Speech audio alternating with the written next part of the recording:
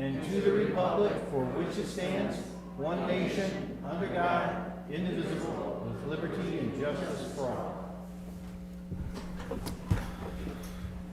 All right. Welcome, everybody. Kathy, you want to do a roll call for us? You got it. Saban. Present. Schreiber. Here. Bergbauer. Here. Galogli is absent. Darren Duskin. Here. Lobes. Here.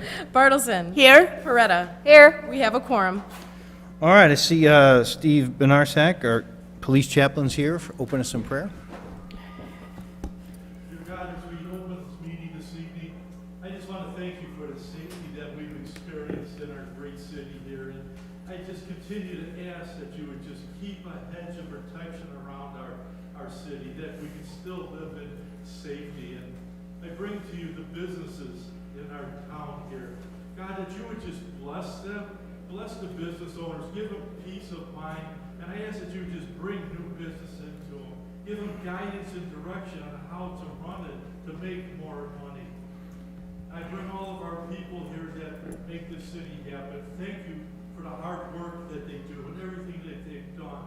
And I ask that you would bless them. I ask that you would bless their families, that you would give them ideas and how to improve the city as great as it is. And bless this meeting this evening.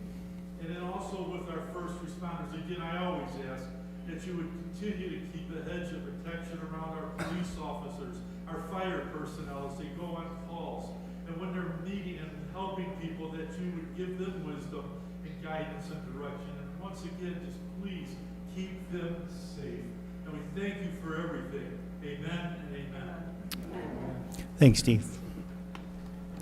Well, every year the Chamber of Commerce does a first responders awards and just recognizes those who serve, whether it's fire, police, just recognizing outstanding things that they've done above and beyond their everyday call of duty. So this year we're going to do it here in the council chambers. And so, Tim, you want to come up and get that rolling?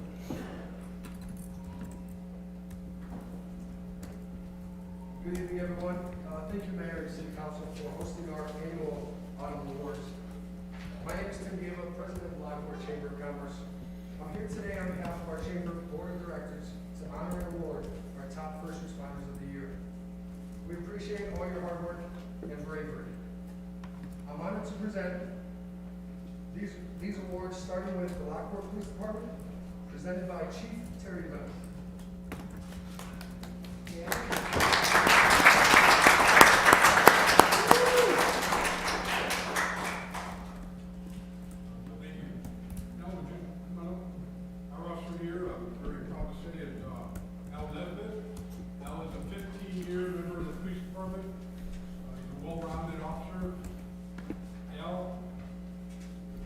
Al has served in our man's unit. He served as a detective.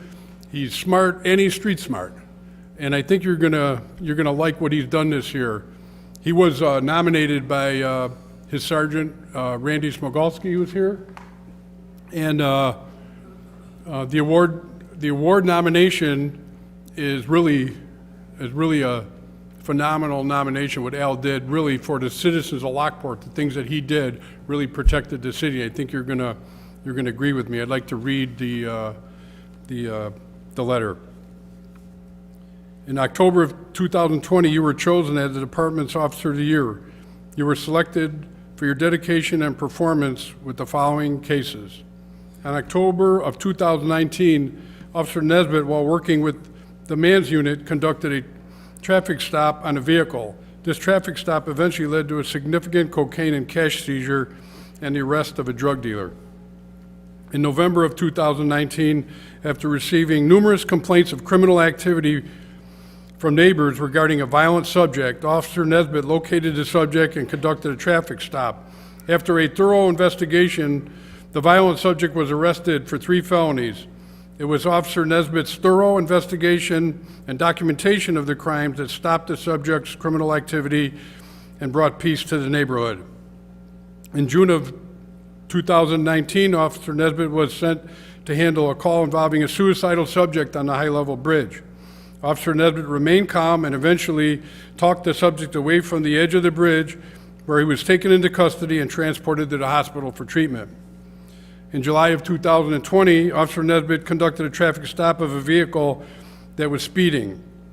Upon smelling marijuana, he asked the occupants to exit the vehicle. While searching the vehicle, he found 2 loaded handguns, 500 grams of cannabis oil cartridges, 50 grams of cannabis, 339 grams of cannabis wax, and $1,300 in cash. The excellent arrest led to 6 felony charges and prevented the guns from harming a person in the future. So he recovered 2 loaded guns in the car that would have been used to harm somebody in the future. Due to the fine work of Officer Nesbitt, he is the Lockport Police Department's Officer of the Year, and you are hereby commended for your initiative, forward thinking, and hard work. Congratulations, Al.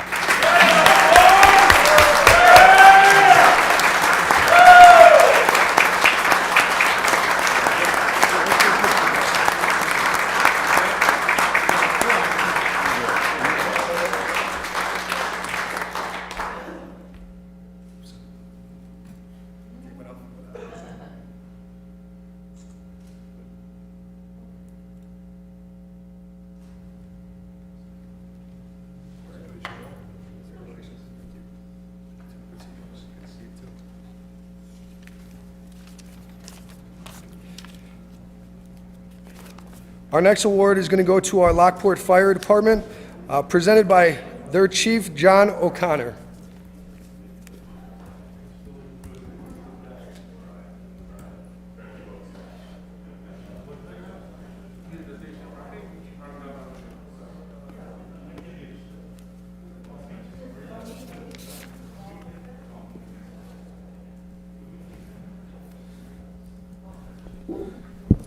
Good evening.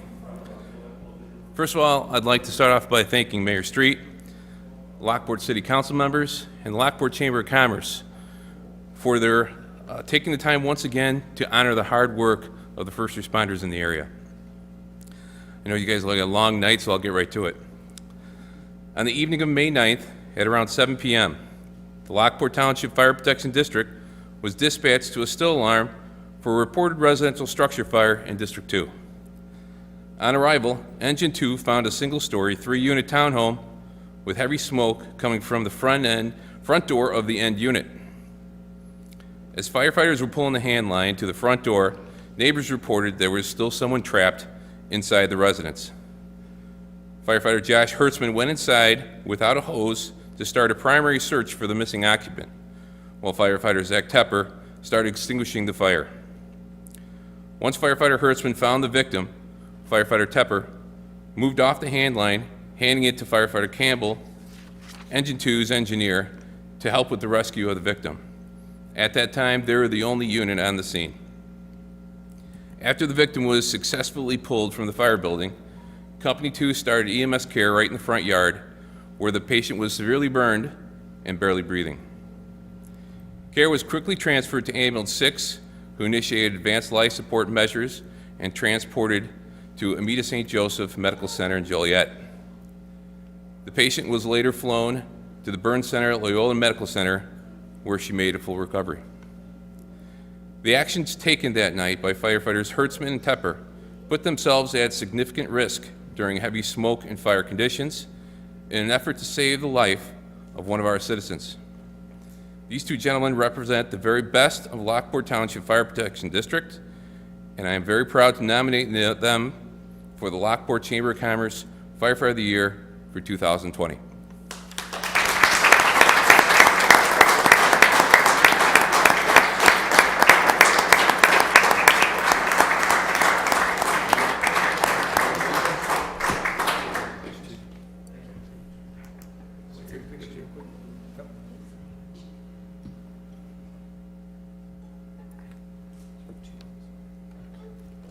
Thank you. Oh.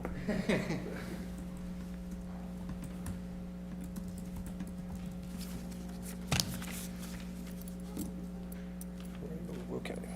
Our next award is going to go to our Will County Sheriff of the Year, presented by Mike Kelly.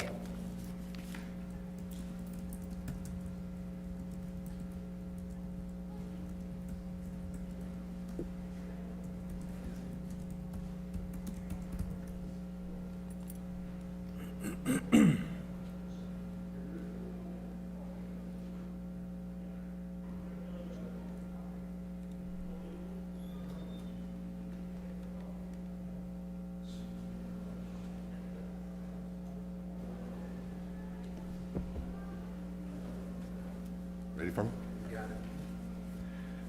Good evening, everybody, and thank you all very much for having us today. It's always my pleasure. I've been the Will County Sheriff here for the last 6 years. I've been on the department for 32 years. I actually used to sit up here for 4 years as a city councilman, and so I've upped my game a little bit. No, the sheriff's office every year would have a big awards banquet, and we'd always have 200 to 300 people show up from our department. It was one of the best days, best nights I could ever have as a sheriff of Will County, because I got to give out awards to all of our members of our department, and we would give out, I mean, like I said, we'd have 200-300 people there. It's sad that we had to cancel it this year, so for you guys to invite us here is awesome, because it kind of gives us a chance to recognize our deputy here. Deputy Iden, if you see now, he's such a good deputy. I promoted him last week to sergeant. So now,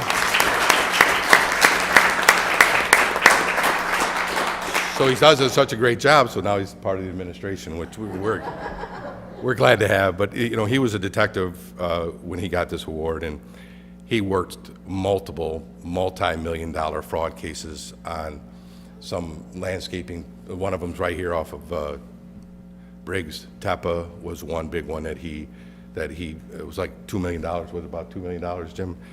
He worked a case where he was able to recoup $2 million from somebody who was trying to, not pay, and people were stealing from them as well. So for him to, not only that though, he has so much respect for in the deputies that he was also elected the president of their union as a deputy in the FOP. So I mean, the department has the utmost respect for him. His troops, his co-workers have the utmost respect for him. I have, I wish I had 200 of them, but Jim, well-deserved award, great work ethic. I couldn't ask for anybody better to give this award to, and so I'd like to thank you guys personally for having us, and Deputy of the Year, James Iden.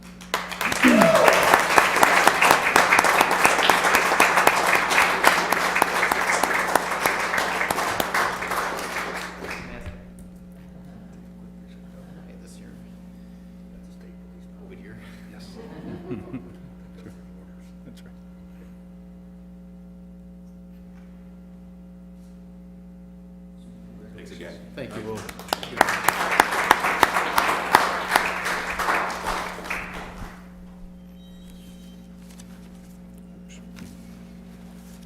Excuse me.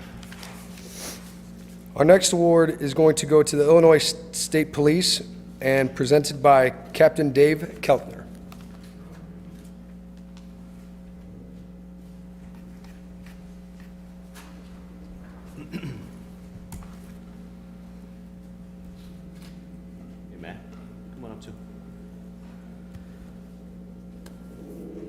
Mayor, how are you?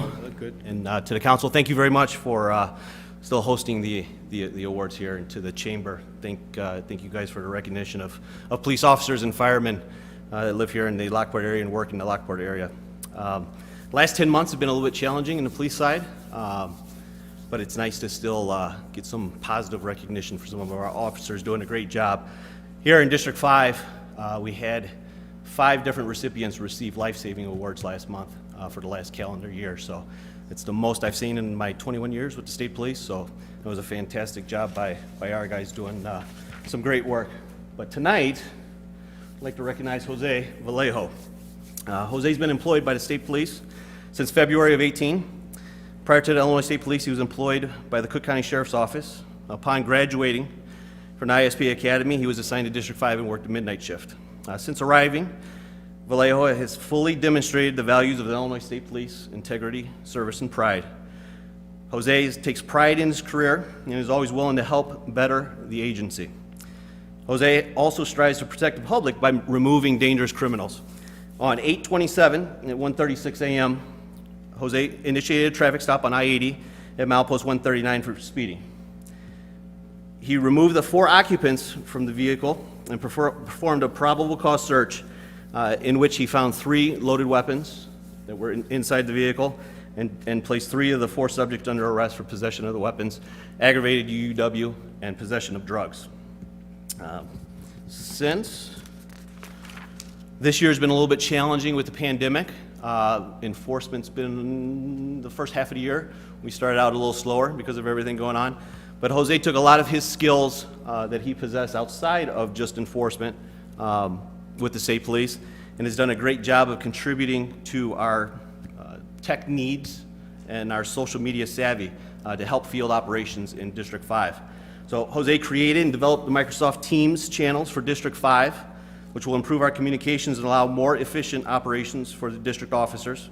He's also created several social networking templates that the Illinois State Police Public Information Office has utilized. It goes down to disseminating information, not just to the public, but also to other police agencies.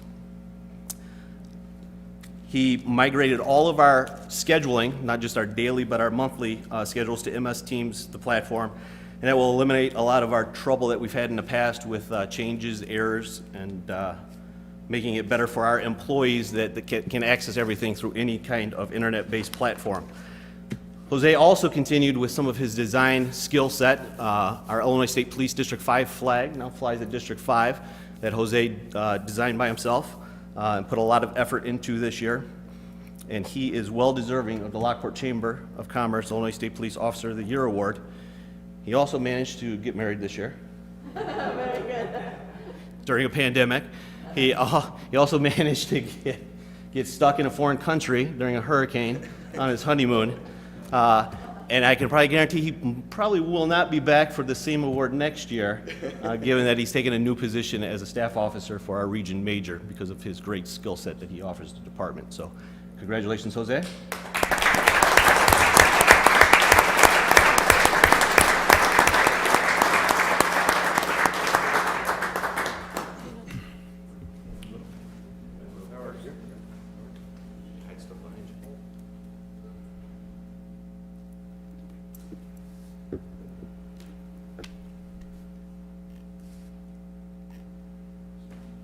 Thank you again. Thank you. Thank you.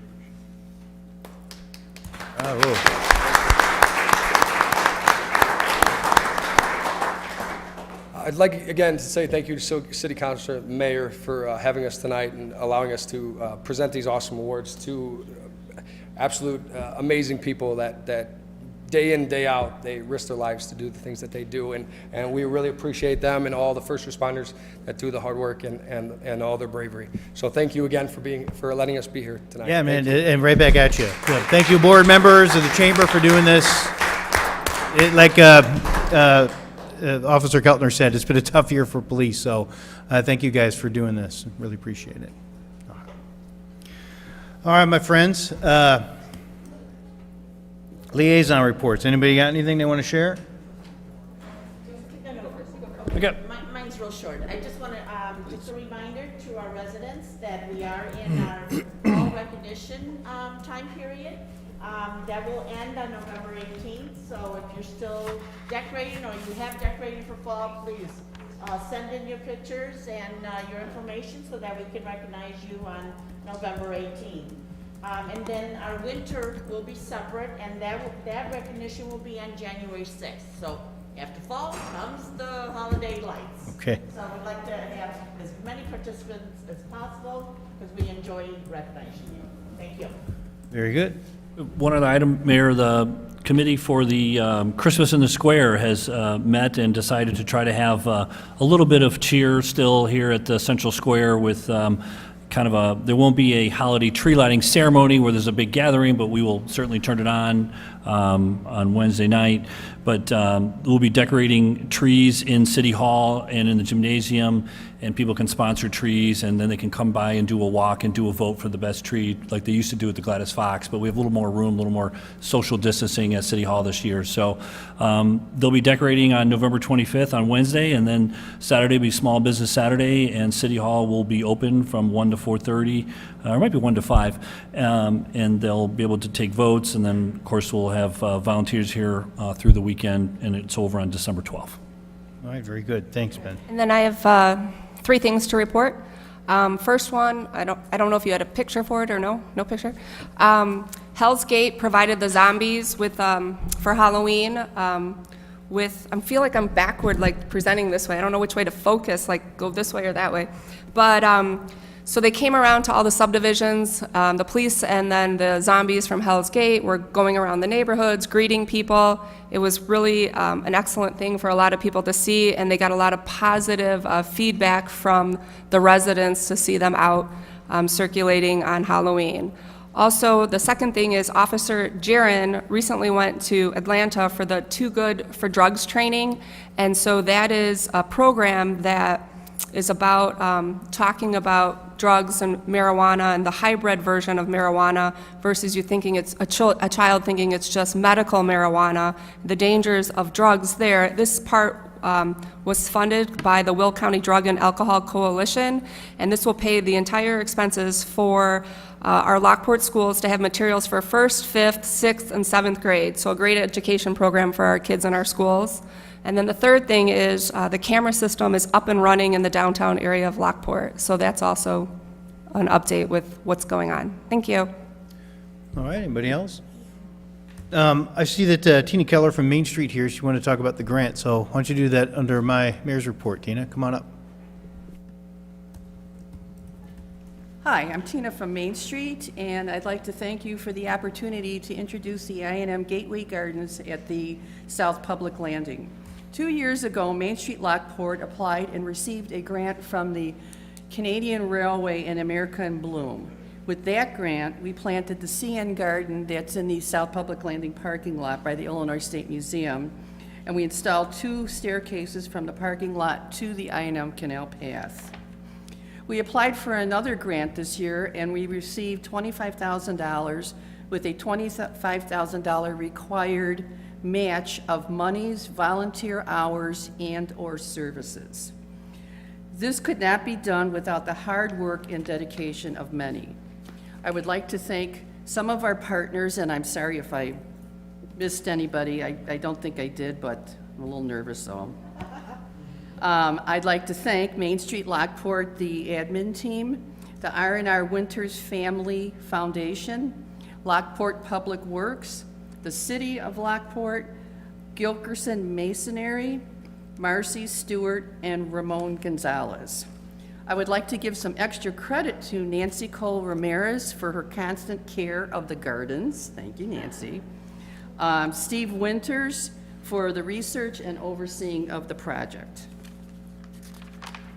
The concept of this project is to plant sustainable plants and trees down the stairways and along the canal path. We were able to use limestone from the historic Seven Arch Bridge for benches, stairs, erosion control, and resting spots. We are utilizing hardy native perennials and trees to minimize plant loss, easy maintenance, and watering requirements. Adding diverse flood-tolerant trees along the canal to sustain a long-term tree canopy as existing species, such as the silver maples, are nearing the end of their life cycle.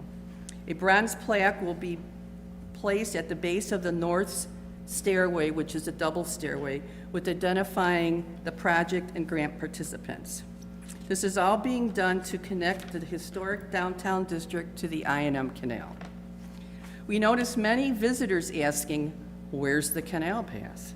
Even with the signs we have noting where the gateway to the path is. So highlighting the canal with access with inviting flowers, staircases, and urns will certainly invite visitors and let them know where the path is. Enhancing visitor flow pattern will increase economic activity, promote recreational opportunities, and increase general enjoyment of Lockport's historic district. Main Street Lockport believes that these enhanced areas will attract residents and visitors to explore and enjoy Lockport while helping us grow. It is very important to keep the history of our city alive. Because we received this grant, Main Street was able to apply for special awards from America in Bloom.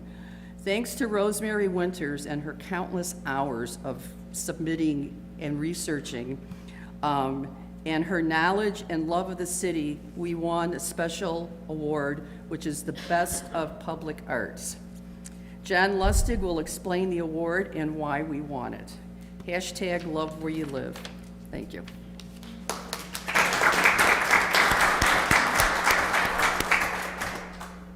Thank you, Mayor. Thank you, City Council. So the American in Bloom is the funding arm for the Canadian National Rail, which is how these grants are being passed through. We were so lucky to receive this. So I'm wearing gloves tonight because it's made out of glass, so as not to get my fingerprints all over it. But I think it really represents everything that we've been doing on so many levels. For me, working outside of the gallery and into the community was one of my primary objectives when we first got here. And so working with the city, working in concert with Main Street, and working with the Chamber and the Rotary, public art is almost an idea as much as it is an object. I know we see big sculptures looming in larger cities, but I think it's a chain of thought. It's how we think about things and how we think about engaging our community, and thus triggering this economic development, especially now with the restaurants continuing to need our support. So we're really happy when we do attract visitors to the canal and then down into the community when we've been able to do things within the storefronts and then along Main Street itself. So this to me is a shared award. I wish I could break it and share it with everyone who's participated, not only Nancy, but you, Mayor, and all the artists who take a leap of faith with us. Again, we're raising our queue here as a community. I hear from other communities all around the country with much bigger budgets, and it's about listening. It's about listening and responding and honoring the backdrop, and that's what we try to do when we work out on the canal and downtown. We don't want to alter it. We want to enhance it. So that's really the mission with the public arts. So I share this collectively with the entire group tonight, and thank you. Very good. Bravo.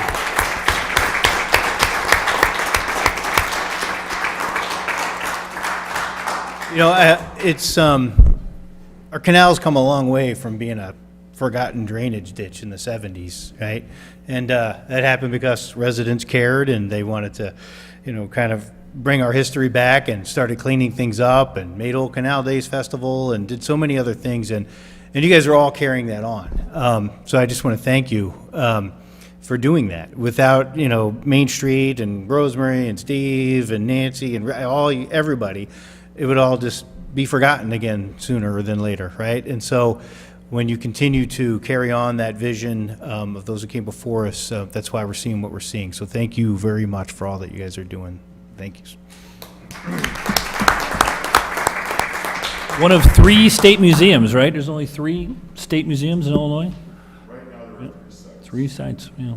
So that's awesome. Springfield, us, and the burial mounds in Whittingham, which is about 40 miles west of Springfield. Yeah, the State Museum's been a really important economic driver. It'll be interesting to see how things play out here now that the governor didn't get his tax, and he says everything's getting cut. So we'll continue to support you as we can, right? We know how important the State Museum is and all that you guys do. So we'll continue to. It pays itself back so many times over with people coming from all over to come visit. It's a big deal. So thank you again for everything. All right, you guys. Anything else going on for liaison reports or any of that stuff? New business here for us? We're good? All right. I always tell everybody I don't get offended if you leave, right? You're not trapped here for the rest of the meeting. But we'll just continue on. We're going to talk about our budget, so that's very exciting. So if you guys want to stay for that, you're welcome to. Otherwise, look at they're packing their bags. Yeah. Do you hear the car door slam and the wheels screech? Yeah. I couldn't see the, no, I'll be fine. I couldn't see the, where it was at.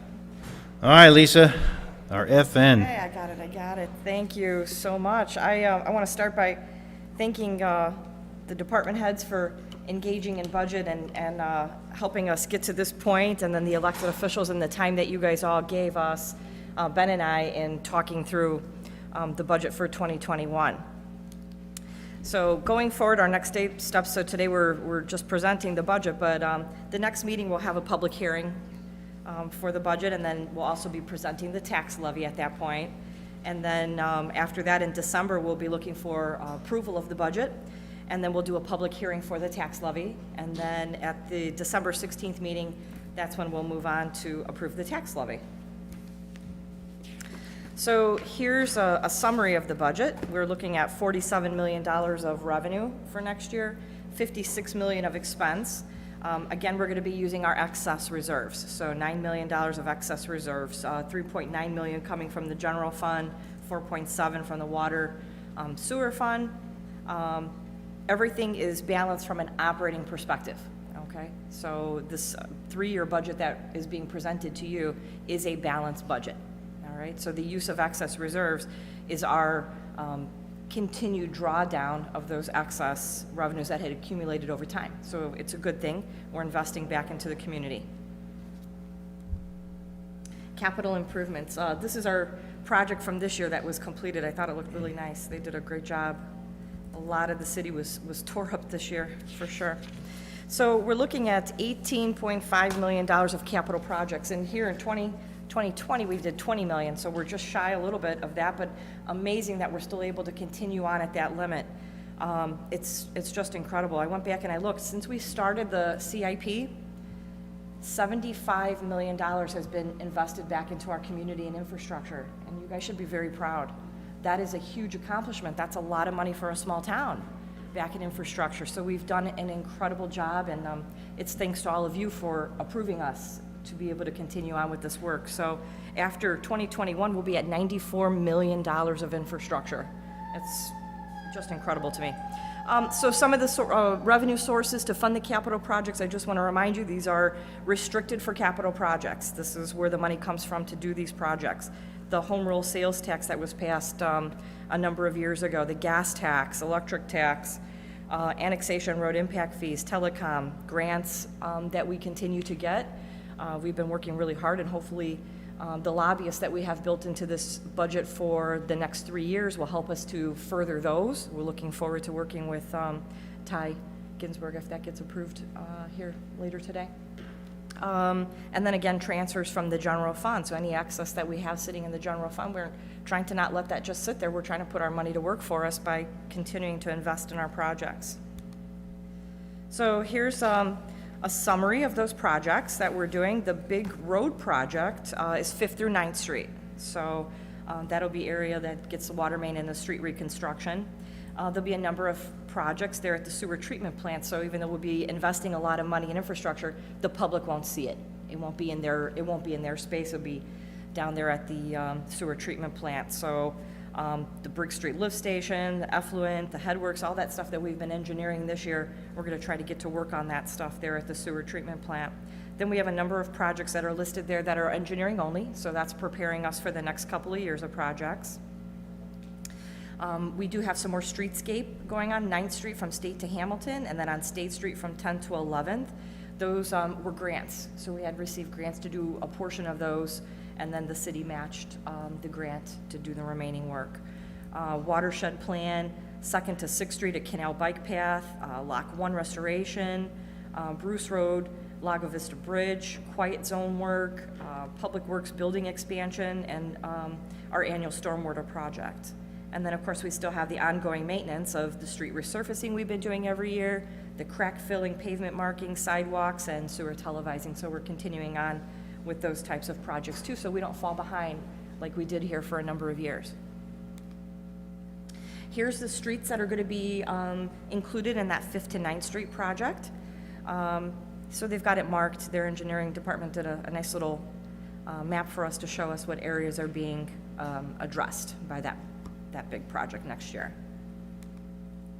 And then, of course, we have equipment needs and building needs. So there's a list of the different trucks and trailers and SCADA upgrade, crane, some different rehabs at the sewer treatment plant, squad cars.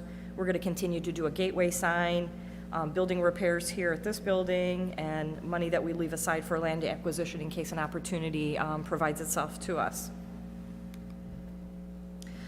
Just a little summary, I like to always show you guys where the money is broken down. So 56% of our expenses for next year are going to be for payroll and benefit-related costs. And the transfer that we're taking from the general fund of excess revenues, the 3.9 million you'll see is reflected there as 19% of the budget. Okay. And then also the breakdown of by department. So the police department is the largest department that we have. So that's listed there, and then you can see the rest of the way it gets broken down between public works and engineering, planning, administration. We have 3 new hires that we're looking to do in next year's budget. 2 of them at the police department. These are for the Responsible Renters Program. Now, this program still has to be presented to council. It still has to be approved, so we will not move forward with those new hires until that program has been communicated to all of you, and you know how it plays out and what happens. That's to be determined. So you know that discussion will occur at a subsequent council meeting when we get to that point of presenting that. And then we also have a new position in the water department that we committed to last year when we decided to build well 15. So once that well and the filtration plant is up and running, they will need a employee over there. So those salary and benefits are listed there for you. So that's my presentation. If there's any questions, I'm more than happy to entertain those. And our public hearing is next meeting, you said? The next meeting is going to be the public hearing, yes, so we'll be posting the notice in the newspaper. All right. I do want to thank everyone for their time. We met 2 by 2 by 2 with everyone in advance and had a lot of good questions and feedback, so. So I do have some questions for you, Lisa. Thank you, Lisa. Okay. All right. So the meeting we had with Joanne, Ben, and Lisa was cut short. Lisa had to go to another meeting. And so I just would like to ask, in regards to the Homer Township Road Fund, how this is planning out. I do understand now, and maybe I'm wrong, you can explain it better if I'm wrong, but $700,000 has been transferred into our funds from that funding. And so when I look up how it says, and I know, Ben, you're saying it can go to the streets department, but I don't read it that way. If a municipality has not appropriated the taxes received by it as foresaid of the improvement of roads or streets within 1 year from the date of the receipt thereof, then the unappropriated portion of such taxes shall forthwith be paid to the treasurer of such municipality, to the treasurer of the road district from which such taxes are derived, to be used and expended for road purposes and within such a road district. And I asked you where the funds are going. You're saying they're going to the general fund. And so I'd like to know, so I can be accountable to the residents of Homer Township that I represent in the city of Lockport, where that money is going from their tax bill, because I'd like to know which roads we're doing specifically in the city of Lockport for Homer Township, then for the year 2020 and then the year 2021 and moving forward. Yes, I'd like to address that. So we had Sunny take a look at the statute. I'm going to let her speak from a legal perspective so that we have her opinion, then I'll take it from there. So the statute regarding the expenditure of that road district tax that is allocated to the city, which is half of what the residents who are in the Homer Township would be paying who reside within the city of Lockport. The statute states that it's for road improvement. There is no specific language that it has to be dedicated to capital improvement project. If the legislators wanted that in there, they would have put that in the statute. Other communities do the same thing that Lockport does, where it expends it to the general fund, which includes, of course, funding Public Works Department. If you want to allocate those taxes only for capital improvement, it would have stated that in the statute. Road improvement could be filling potholes. That's road improvement.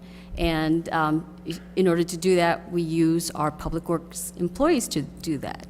So if it specifically limited it, it would have been in the statute. And I believe because it's not limited, does not require. Now, if the City Council believes that it should be dedicated to the capital improvement project, they can do so and request that allocated amount that we get from the Homer Road District to be in Capital District, but that's up to the majority of the city council. So I just want to back up and say, just so we're clear, so everybody understands, the money that we receive from Homer Township under the road and bridge, they levy for that money, and they're required by state statute to provide 50% of that back to the city of Lockport. That money then goes into the general fund under the street department, and all of that money then is spent against that. Annually, every year, we have an audit. Our auditors review our allocations. They review our restricted funding. They review that our property tax levy was spent for the proper purposes, and they have given us a clean opinion. So our auditors also agree with Sunny and her legal opinion that we are doing things correct. I've also been at 2 other municipalities. They were done in doing this the same way, allocating as operating for street department. And it was also being done that way prior to me coming here, so it wasn't a change. So I just want to make sure everybody's clear. It is an appropriate use to have the funds go into the street department and used for operating expenses. It's the same thing the Homer Township is doing with that money. They don't just do capital projects. They pay for their employees with that money. They pay for their potholes, their street plowing. So, you know, I don't feel like there's any type of discrepancy or issue going on. So if there's further questions, I'm hoping that's clarified. Lockport is kind of unique in the sense that we're pretty much half Homer Township and half the city of Lockport is in Lockport Township. And so you've got half the city, basically, then you're saying you'd prefer it to subsidize the whole city. That's quite a lot of money that is I going. have some figures for you, if I could. So Oh, from sure, 20 go from ahead. 2013 I would have liked to have heard them 2 weeks ago, but okay, go. You can tell me. Sure, absolutely. Anytime you ask a question, I'm more than just- happy.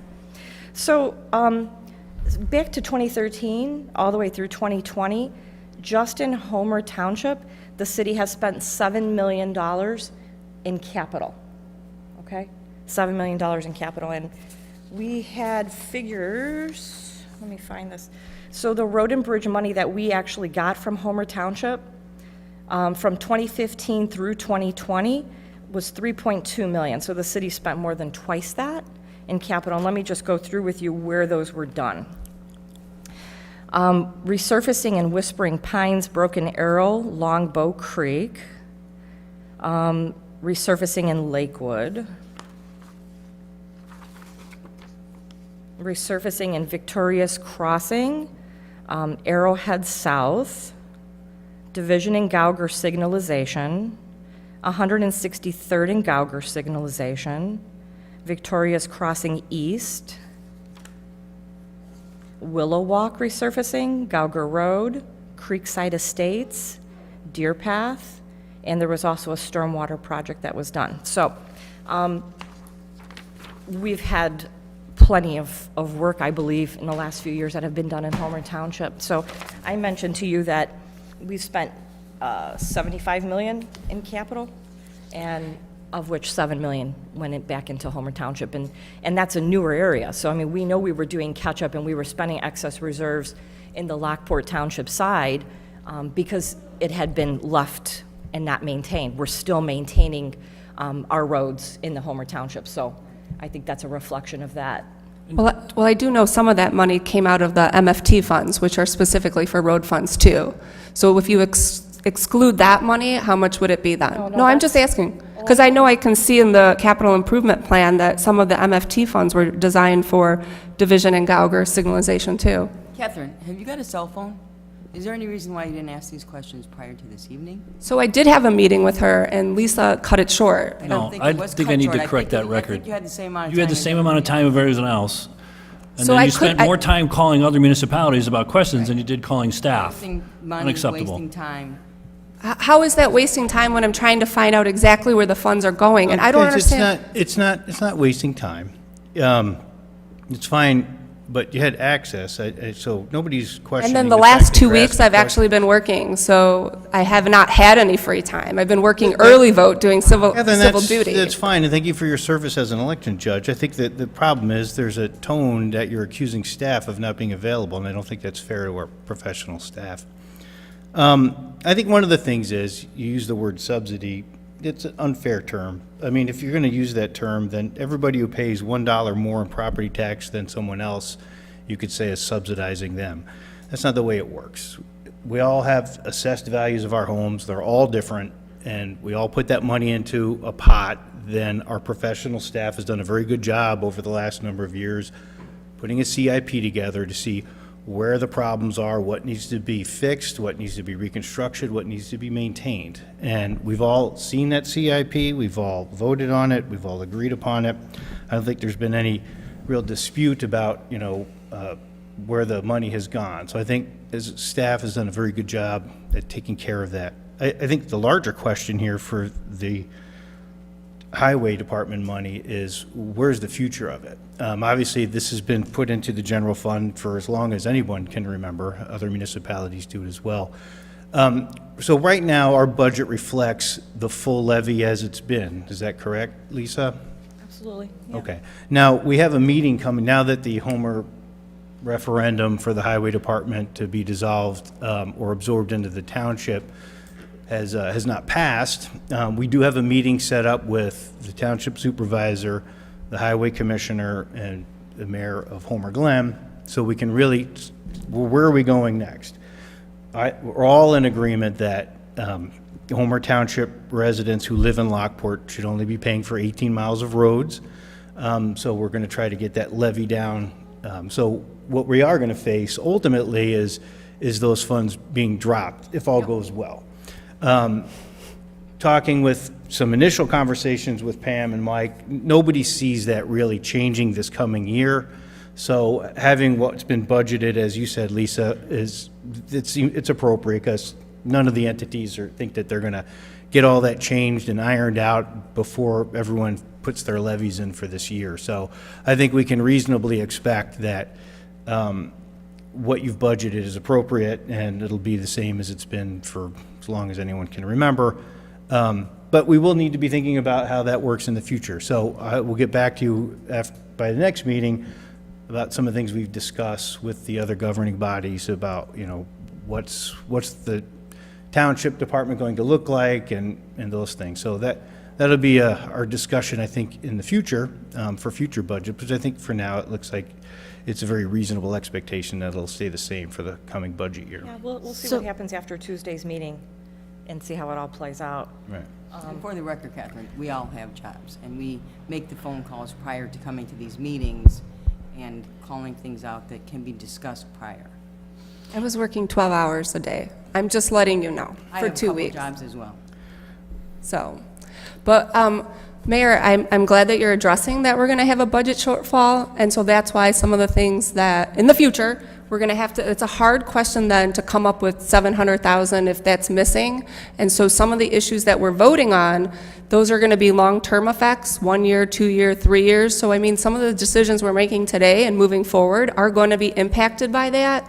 We'll have to decide where that money is going to come from. Do we want to continue that?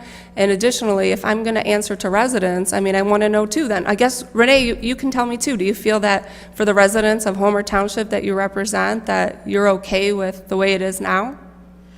Unfortunately, it's been this way for a long time, and that there's been many discussions about it, and hopefully things will have some type of change in the future. So that was actually my question, because it sounds like, Catherine, you're not quite sure that it should be used the way it is.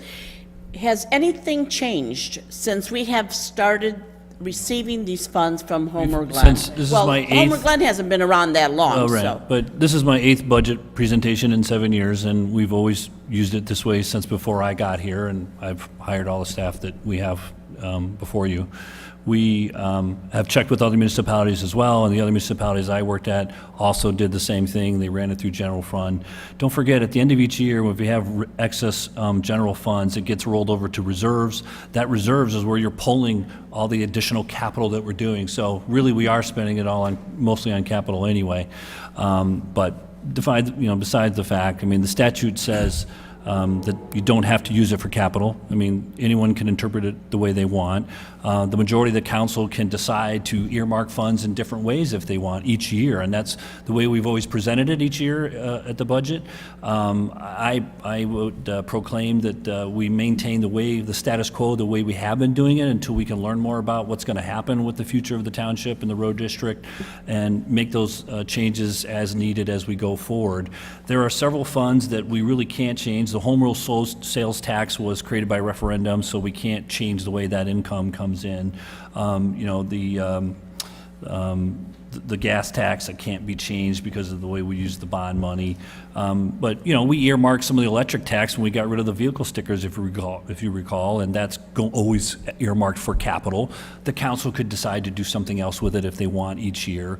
I'm not really a huge fan of trying to earmark things for certain things. I think it's better that the majority of the council each year can decide what the priorities are and where they need to shift money. If we have an emergency where we have to fill a hole, then you'll have the ability of revenues to shift in the general fund to make those decisions. The general fund is the hardest line item to maintain. It's operations, it's salaries, it's capital is fairly easy to cut short. You can always defer capital, maybe for a minimum amount of time. You can always shift the dates that you have set up in the CIP, but it's really hard to change the line items in the general fund. So since we've been doing it since the dawn of time that I'm aware of, I would maintain that we keep doing it at status quo. I have a couple of comments.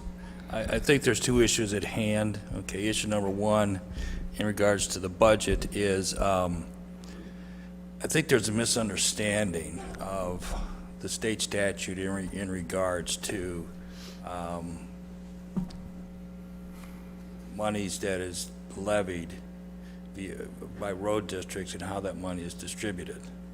My understanding of the state statute is that a road district, any township road district, must go ahead and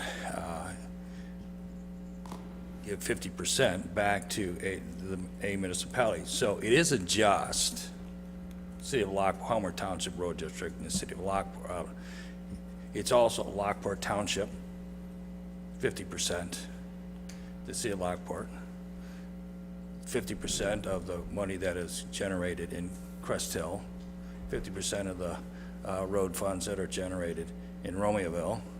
Romeoville also gets 50% of the money that is generated by Romeoville, by DuPage Township. Joliet Township sends 50% of their levied money, road district to Joliet.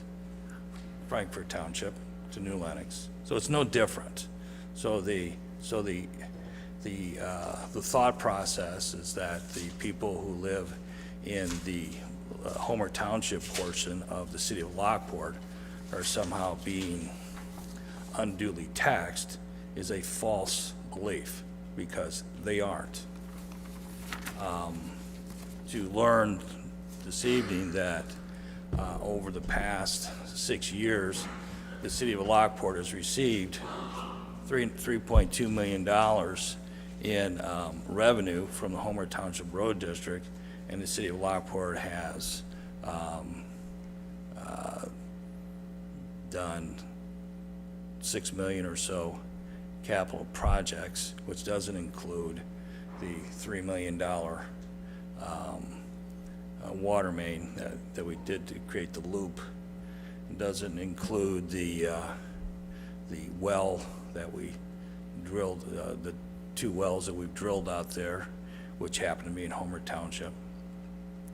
So the reality is we take all the capital projects and all the money that's been spent in Homer Township, not necessarily just for roads and road maintenance. It's about $20 million. That's pretty good out of a $95 million capital improvement project that we've done since 2013. So I think there's some. I hope the public is not being misled by statements that are made to them about how money is being used by the City of Lockport. Every municipality will go ahead and take the money that is received from the road district, put it in the general fund, and then divvied out into the capital fund as needed. And this is for the eighth budget I'll be part of. It's been a balanced budget. The city of Lockport is the municipality that I know of in the Midwest that's been able to do what we've done without raising property taxes.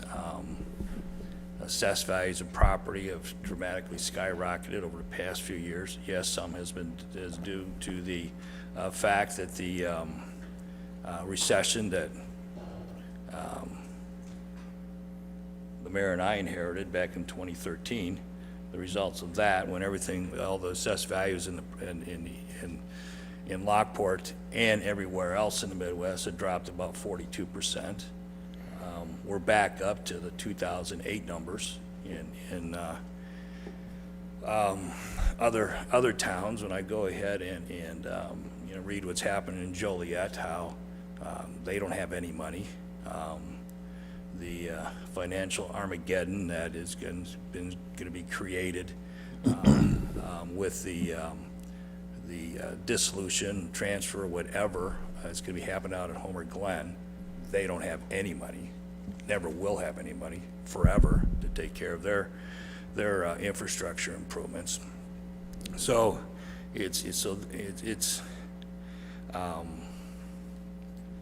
I just think it's a misunderstanding that things aren't being done correctly, because they are. Issue number 2 is about what may be happening with the Homer Glen issue with the roads, which probably should be better discussed under new business on the next agenda item. Yeah, I agree with that. Does anybody else have any questions? Lisa, can you tell me how much money we got, since Darren brought it up, from the Lockport Road District Fund? I don't know that answer, so I believe. maybe Darren knows I too. believe this Email last it year to you. was maybe, oh, wait, hold on. Well, I do have- 50% of what's ever been levied by the road district for those who live within the city of Lockport and Lockport Township at the same time. I want to say, please, I don't have the exact figure in front of me, but it's under 200,000 Per year or per, okay. a year. It's under 200,000. So, because I know I can see, when I look at the budget, it would show, it's just all in one item, is that how I Correct, read it? Correct. Yes, the line item that says road and bridge, because that's the way we get it from the county, is in $1 amount. So they aggregate it and they give it to us, okay? So I can see like 770,000, or projected is 797, if I'm reading that one right? So maybe 97,000 this year? No. No? It's more than that. I mean, it should be easy to look up then if you just subtract out that. Absolutely. Yeah. I can email you tomorrow with those So- exact oh, figures. maybe How it's in far that back one. would you like me to go? I'm sorry? How far back would you like me to go? can I give you those guess figures. 2001 then, since that's when most of the incorporations had occurred for that road fund. We might as well go all the way back then. So you want I to mean, know I don't know, I just want to know what it was that we received. what you're And looking for. So you want Lockport Township and Homer Township too, yeah. Both of them? Yeah. What we received in property taxes from those townships from 2001 through this year. Yeah, that would be good. Yeah. That should be reasonable to see that report. That'd be like the subsidiary report of the road fund then. Sure. It would, I think one of the other interesting things too is to keep in mind is that a lot of that money that's new that's coming in from Homer Township is Prologis, it's ML Realty, it's a lot of those big. Yeah, if you don't mind, like in 2015, what we received from Homer Township was 458,000. In 2020, it went up to 622. So you could see, we weren't always getting a substantial amount. And but we had as that's those- grown, the EAV's grown up Those there. business parks have really made a big difference. Right, and that's where the bulk of the money is really coming from in, But we can, value. but again, like Darren said, we could talk more about the effects of Homer Highway and their new business, so. All right, anything else? So then I guess I should ask the question then, since you did bring it up. Would anybody on the city council be interested in making a motion that that money is directly related to projects in Homer Township for the remaining 1 to 3 years that we might be receiving that money? No. No. Okay. I really don't know that the Homer Township area would require require all those funds? Well, I know that Karen Springs needs to be resurfaced. I believe it's maybe Cedar Ridge needs some resurfacing coming up. So there are road projects that could be used right now. does not need resurfacing. Maybe Victoria Crossings then. They're on the list already. They're on the Those list are already. really questions, Victoria if I could, those are really questions for the CIP, right? I mean, that's why we follow the CIP and where the years and the dates and the projects are. So you could, Brent's not here tonight, but we could certainly follow up You with got that. to remember, you can always break this down to the fact that, like, if somebody in the city is paying $15,000 in property tax and someone is in another home paying $2,000 in property tax, we don't allot $14,000 of work in front of that one house, right? We put it into a common pot, and our professional staff comes up with a CIP, and we approve it, we look it over, and it's a perfectly fine, logical way to do the work that we've been doing. All right. If there's nothing else, why don't we move on to AT2? Sonny, what do you got? AT1, but yes, item number 2. Mayor, members of the City Council, thank you. Item AT1 is amendment to the various chapters of the City Code. So it's a privilege doing business with the City of Lockport, but part of that privilege is the responsibility that you shouldn't owe any taxes, any outstanding fees, any penalties, fines to the city if you apply for a building permit, if you apply for a business license, if you apply for a liquor license. That's part of good business fiscal responsibility. So what the amendment does is it kind of tightens up what we normally do in practice. So if someone asks, well, why are you making me, pay my outstanding water bill before I get a building permit, we could point to the code and say, you can't get a building permit until you pay this up. So it's sort of fortifying what we do out of practice, and it's tightening that up. It also, requires that even if you get a permit and you're operating throughout the year and then you end up having outstanding water bill that is not being disputed, you should be paying up. I mean, obviously, we're not going to do that during COVID-19, but this is, COVID-19 aside, if in the real, the normal business world, we would expect them to pay that. So it's a very kind of one of those things where it's codifying something that we've done out of practice. So if there are any questions, I would be more than happy to, try to answer them. If not, I request this item to be placed on the consent agenda for the next City Council meeting. All right, crew, anybody got anything? All right, we'll put it on consent, please. All right, has anybody got anything under new business? Yeah, I'd like to share my thoughts of what I would hope that we'd be able to do with this Homer Township Road District thing. Now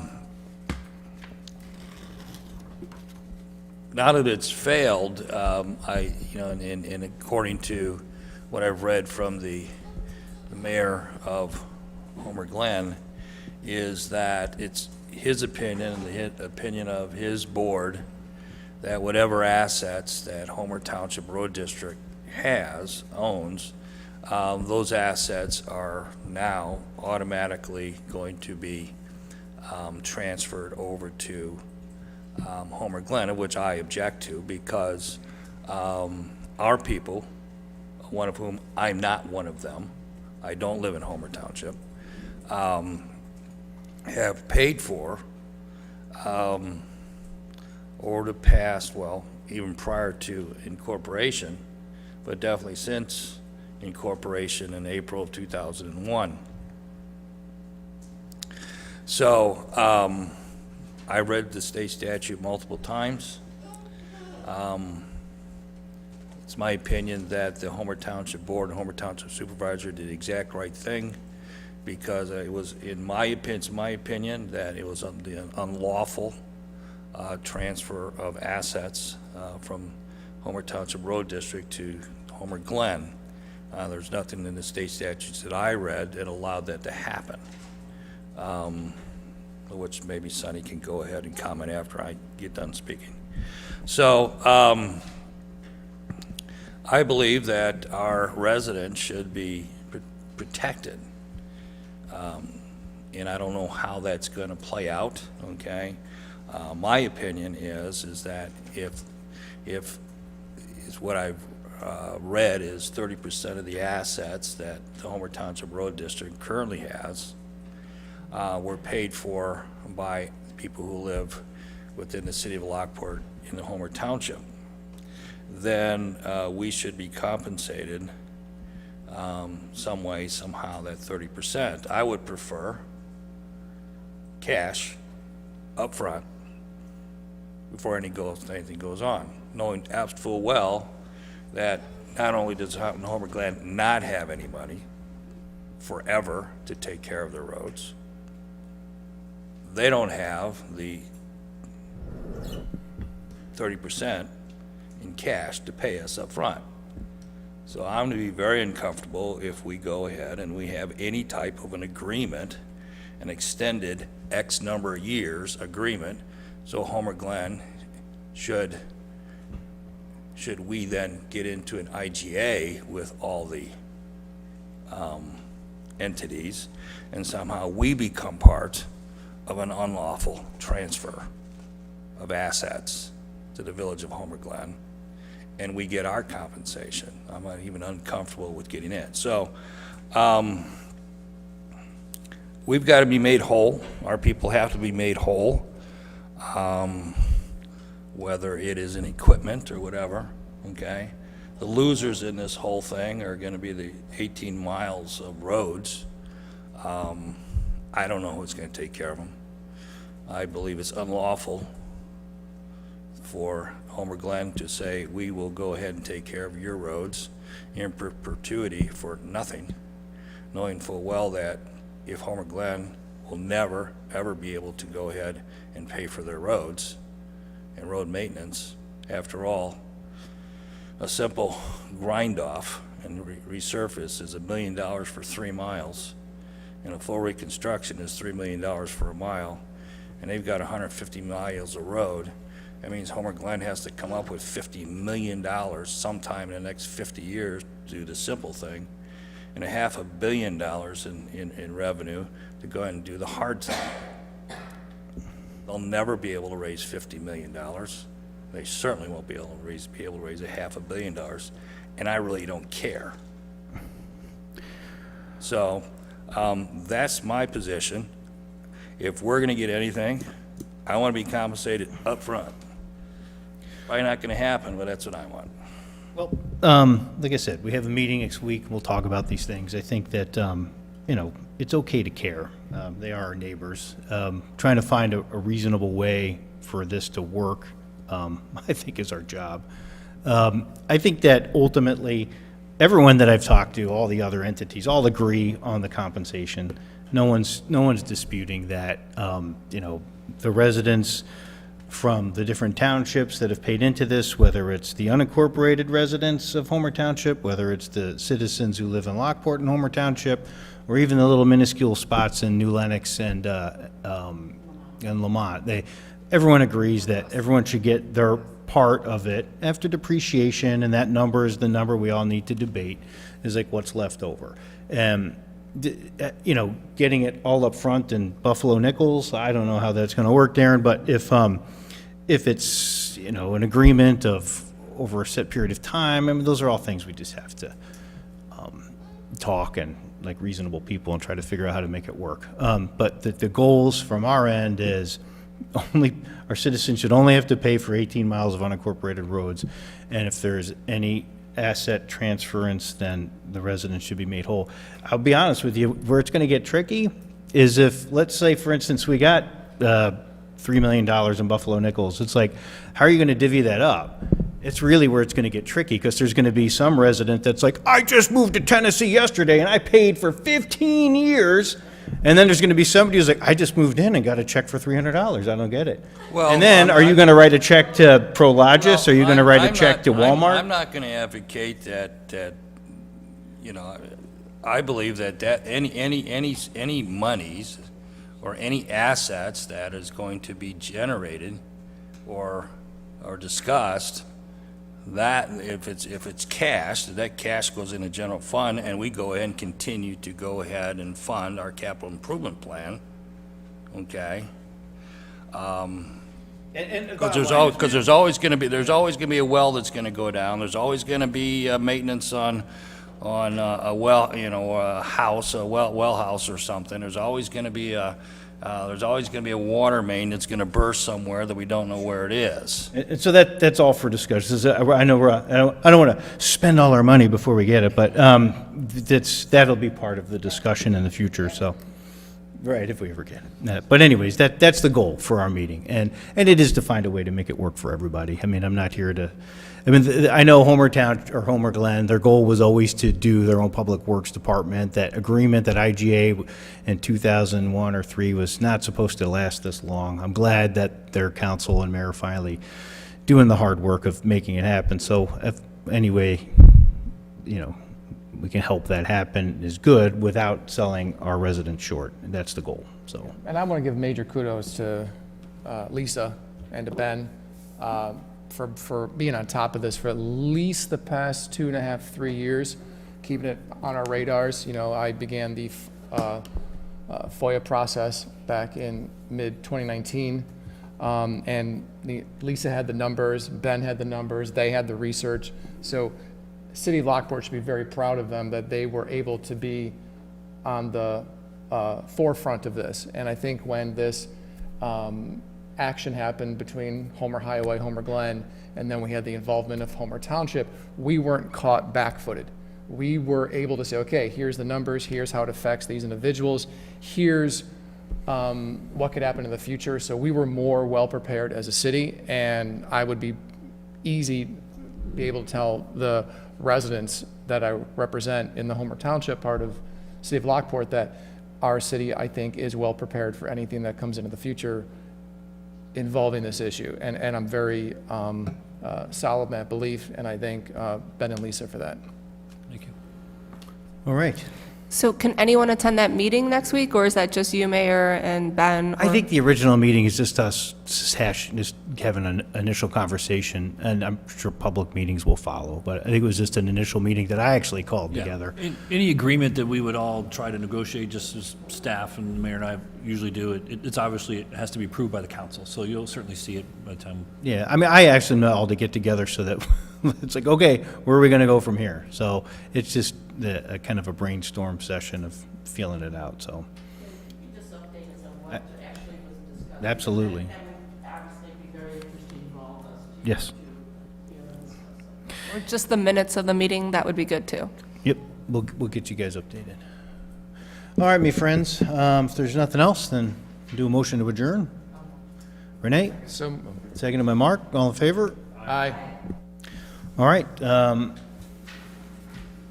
just let Kathy do her thing, and when she's ready, start up our city council. Do we need 5? You guys okay? We're good. All right, so whenever you're ready, Kathy.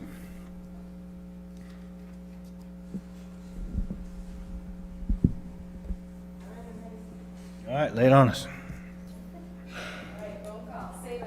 Present. Schreiber. Here. Bergbauer. Here. Delogley is absent. Veskin. Here. Lowe. Here. Bartleson. Here. Coretta. Here. I'm sorry, we have a quorum. Very good, thank you. All right, so start us off, we're looking to have a motion for a consent agenda tonight. Renee, seconded by Christina, all in favor? Aye.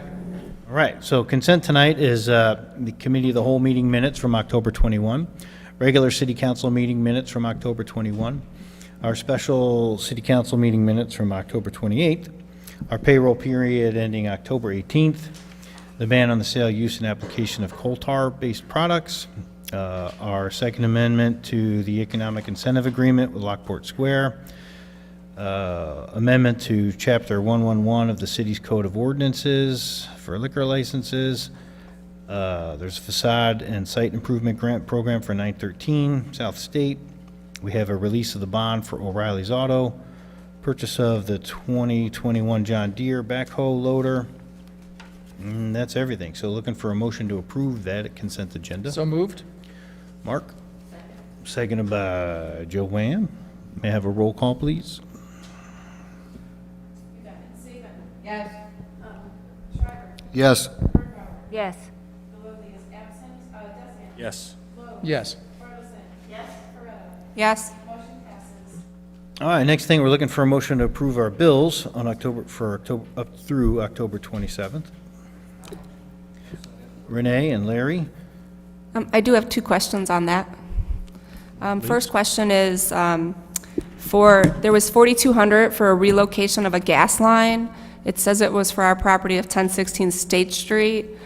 Is that possible to have that recuperated when we sell our property?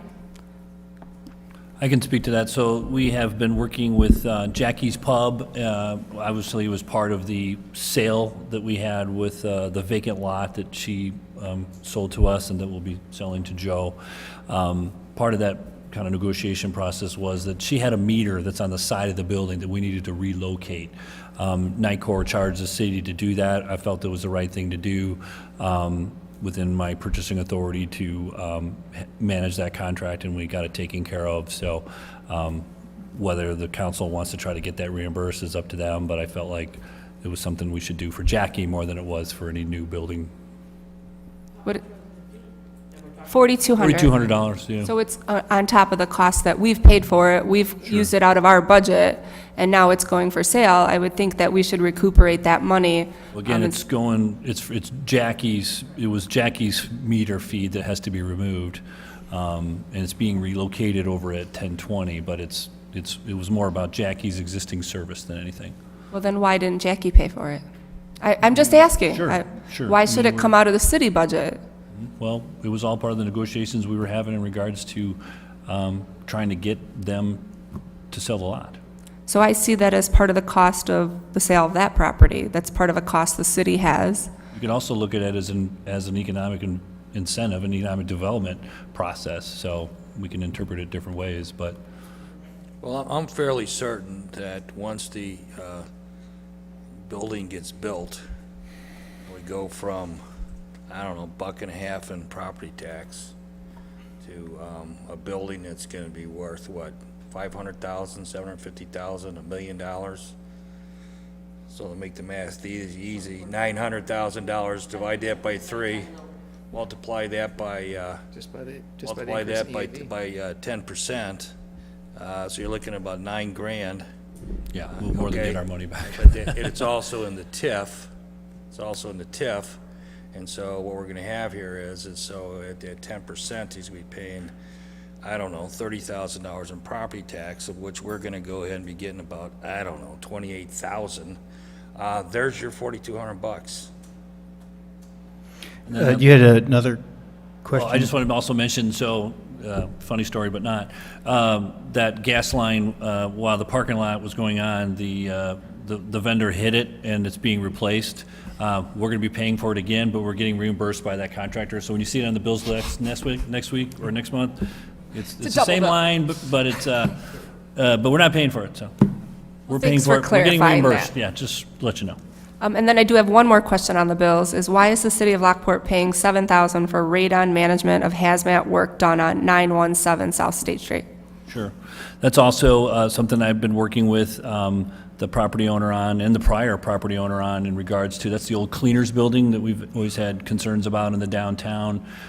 We did a similar study and environmental work with the owners of Tangle Roots. We paid for phase 1 and phase 2. We want to make sure that those things are done correctly and with our engineering consult.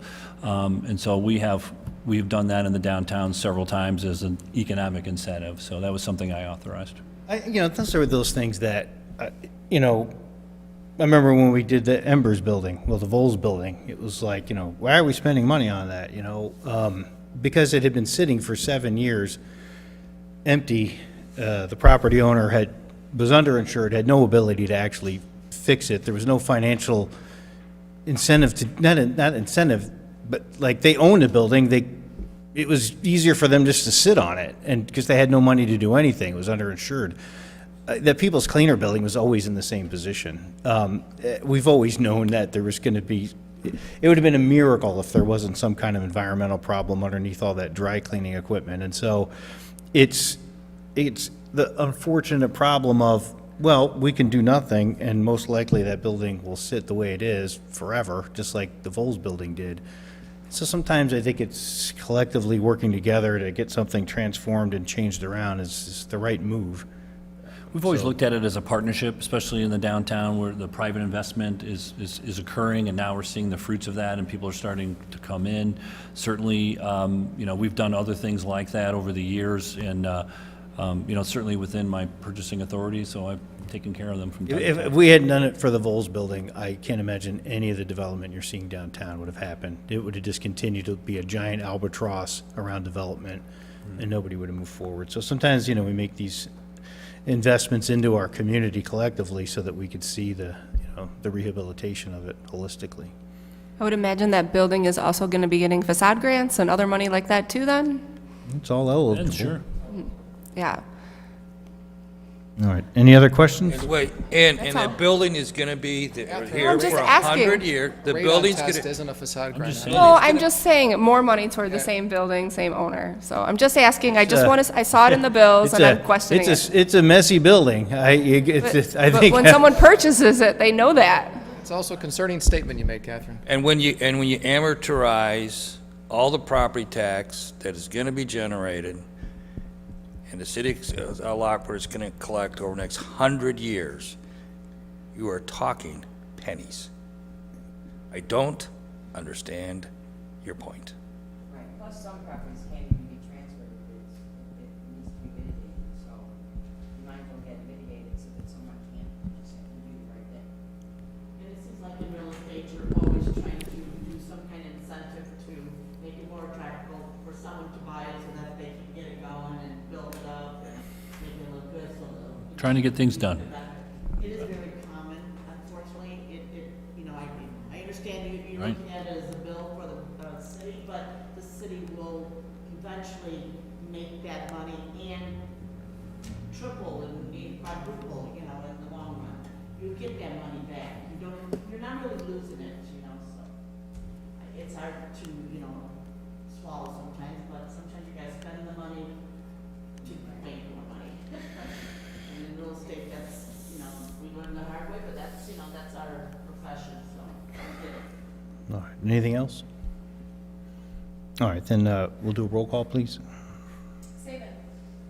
Yes. Schreiber. Yes. Breuer. Yes. Lovely's absent. Beskin. Yes. Yes. Arneson. Yes. Coretta. No. Motion passes. All right, next thing we're doing is CA1, which is the authorization, the sale of the property, approving redevelopment agreement for Boss Properties. You gonna take this, Ben? Yeah, thank you, Mayor. My little part while you guys not moving. Can you move that along, please? Well, why don't we'll just get the motion out of the way. Looking for a motion to make the approve. motion. So that's Darren, seconded by Renee. All right, so lay it on us. Thank you.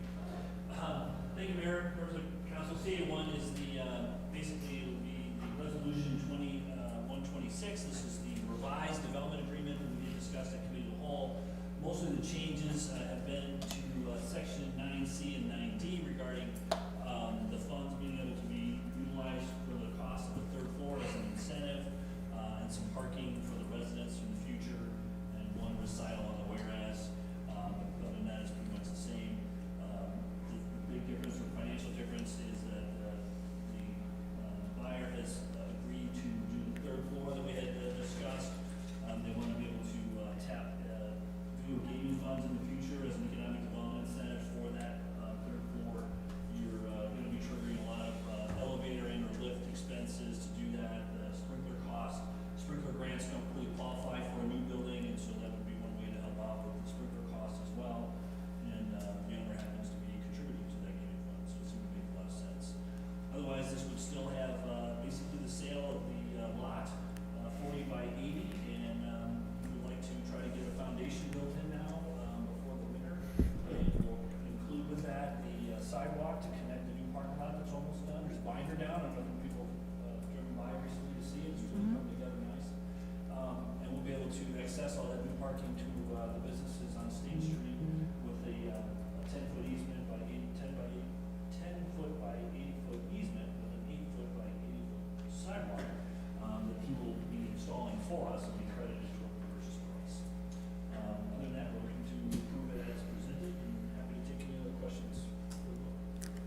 And just as an addition, by statute, we are publishing this resolution that approves the sale of this property as a surplus property, and it will be published as soon as it's approved.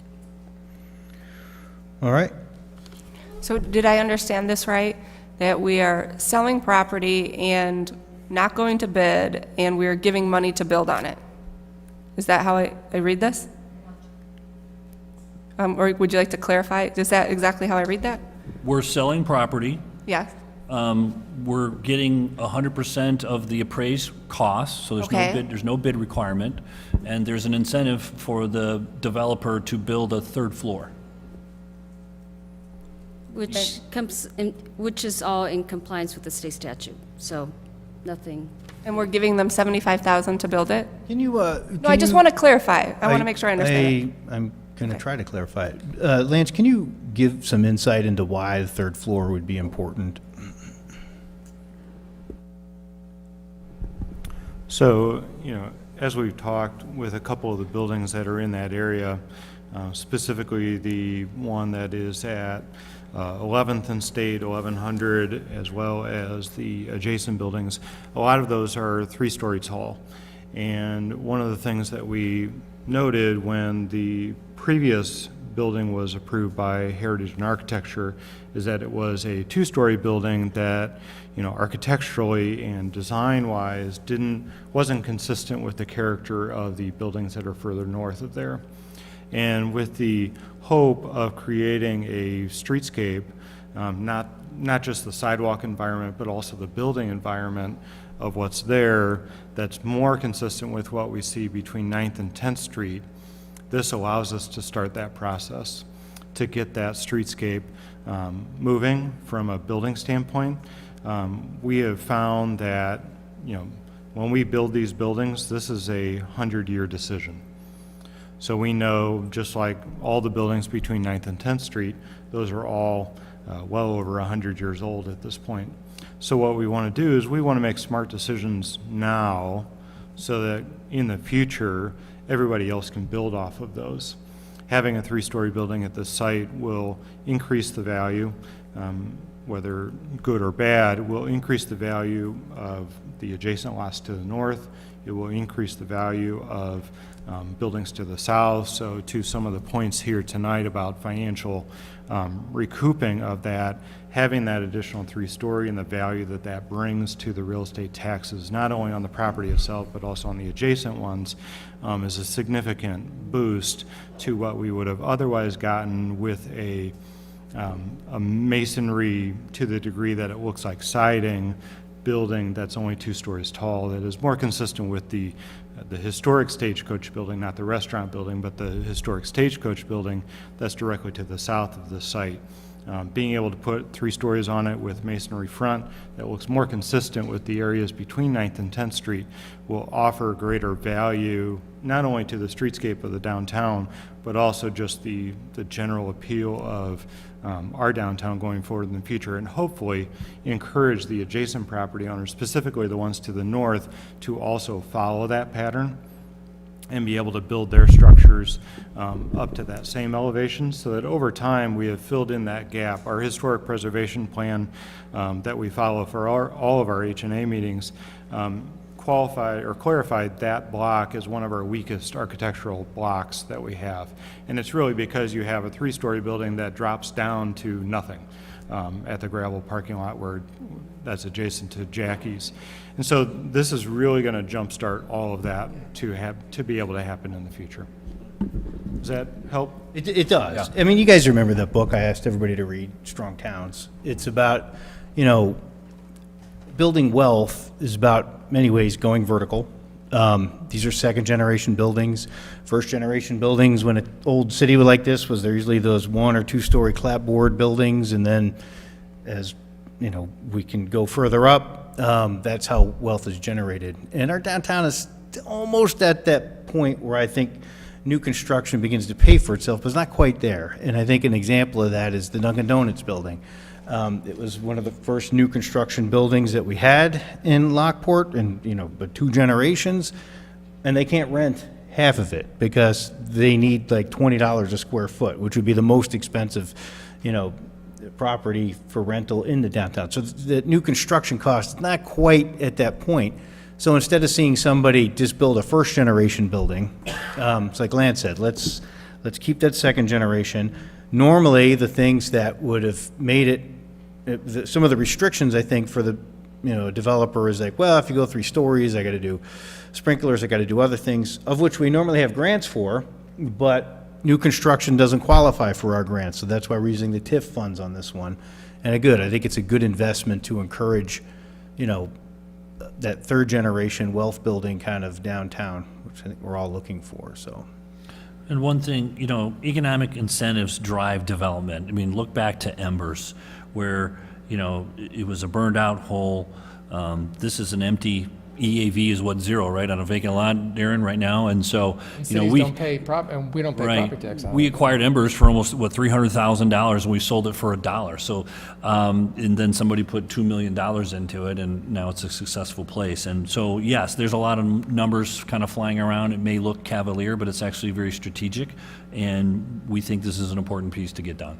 And we want to continue the growth, and we've been lucky to have a renaissance right now, and we want to try to get all these holes filled as soon as we can before, it's too late.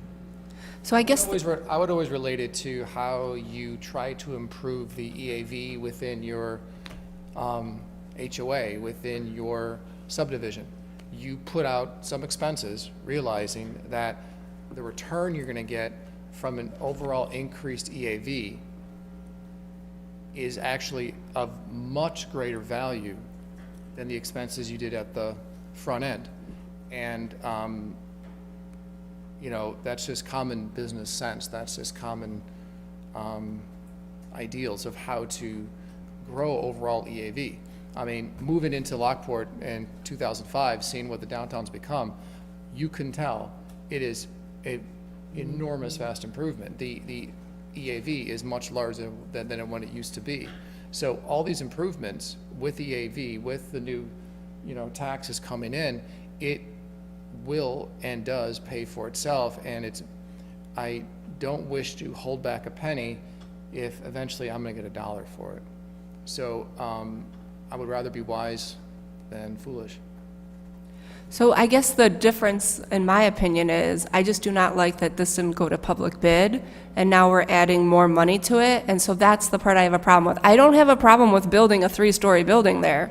I just think that this was public property, we're giving more public money to it, and it should have gone as a public choice if maybe nobody else would have bid on it. That's the problem I have, that it's not going to be offered to We have anybody another else. vacant lot across the street that we've been offering for free or to pay someone to take it, and no one has taken us on it. So I don't think you're going to get any buyers on a bid. So having a developer that's, local, proven to do good things, I don't think it was that hard of a decision for the council, so. All right, well, why don't we do a roll call, please? Saban. Yes. Schreiber. Yes. Birdbauer. Yes. Oakley is absent. Deskin. Yes. Logue. Yes. Burdison. Yes? Coretta. No? Motion passes. Okay, CA2. C2? I'll just do the motion. I'll do a motion to approve CA2. So moved? Seconded. Mark, Larry. Okay, please, go ahead. Thank you, Mayor. This would be the approving resolution 2119. This would be a 2-year service agreement with Ty Ginsburg and Associates. They're a consultant lobbying firm in Washington, D.C. I did provide all the members of the council and the mayor examples of some of their work after your request at the last committee of the whole meeting. We also got a reference letter from the city of Plainfield, and so we feel good about talking to their references. This is something that it's not going to change overnight, but we think it's a good way to take a look at trying to get additional grant funding for special projects in the downtown, and we're looking to proceed as soon as we can here next month. All right, questions? Let's just do a roll call, please. Yes. Schreiber. Yes. Birdbauer. Yes. Oakley is absent. Deskin. Yes. Logue. Yes. Burdison. Yes? Coretta. No? Motion passes. All right, and lastly, we have PW1, which is the purchase of the compactor. Brent's not here, so who's going to? Yeah, I'll take that, Mayor. That's the, Let me do a motion. I have a motion to approve. yeah. I make the motion. All right, second. Were there any questions? I mean, I don't know if I need a big explanation. Were there any questions on this one? All right, then we'll just do a roll call. For approving Resolution 2118. Sorry. Thank you.